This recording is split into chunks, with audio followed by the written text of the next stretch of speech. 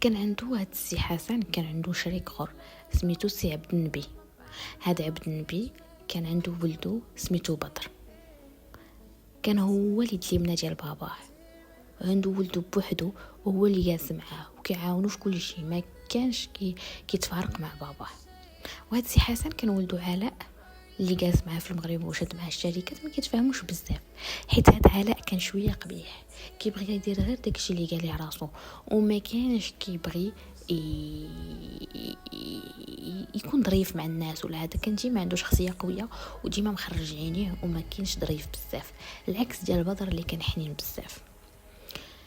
دازت واحد اليامات وجا واحد الصباح، وساره كانت عادي مشات الخدمه ديالها، كتستقبل الكليان كيدخلوا كيقيسوا الحوايج كتهلا فيهم. المهم كانت كيف ما هي ديما. هذاك الصباح مشات الخدمه ديالها عادي، مهليه في راسها كيما ديما، مصايبه شعرها